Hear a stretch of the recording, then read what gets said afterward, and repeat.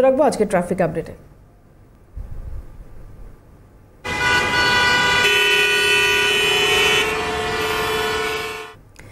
Sergeant চিরঞ্জিত ভৌমিক আমাদের সঙ্গে রয়েছেন এই মুহূর্তে টেলিফোনে। স্যার, আপনাকে স্বাগত জানাই সিএনএ। আজকে শহর কলকাতার ট্রাফিক আপডেটটা যদি একটু জানা যায়।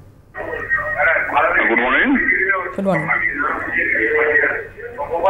গুড মর্নিং, ট্রাফিক কন্ট্রোল থেকে বলছি। এখনো পর্যন্ত শহরে যান চলাচল সম্পূর্ণ স্বাভাবিক আছে। মিটিং মিছিল বলতে একটাই আছে, ছোট demonstration programme public service commissioner অফিসের সামনে 161-এ এসপি মুখার্জি রোড 100 থেকে 120 কালেক্টর হওয়ার কথা আছে দুপুর 12টার সময়। এছাড়া কিন্তু বড় উল্লেখযোগ্য মিটিং মিছিল কিছু নেই। অনেক ধন্যবাদ আপনাকে। ট্রাফিক সার্জেন্ট চিরঞ্জিত ভৌমিক আমাদের সঙ্গে ছিলেন টেলিফোনে।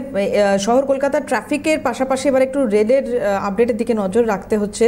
ইন্দ্রনীল আমাদের প্রতিনিধি রয়েছেন টেলিফোনে। ইন্দ্রনীল, একটু জানবো যে আজকে সকাল থেকে রেল পরিষেবা কীরকম রয়েছে। গতকাল পর্যন্ত বেশ কিছু জায়গায় আমরা দেখেছি যে নির্দিষ্ট সময়ে ট্রেন না আসার জন্য আবারও বিক্ষোভের পরিস্থিতি তৈরি হয়। আজকে কি সম্পূর্ণ স্বাভাবিক বলা যাবে ট্রেন পরিষেবা, বিশেষ করে শিয়ালদা রুটে?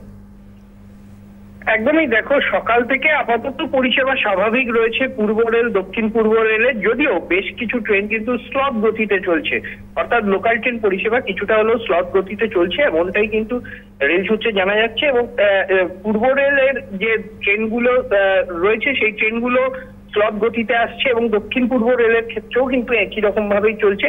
যদিও আপাতত পরিষেবা স্বাভাবিক রয়েছে সকাল থেকে, এমনটাই কিন্তু রেল সূত্রে জানা গিয়েছে।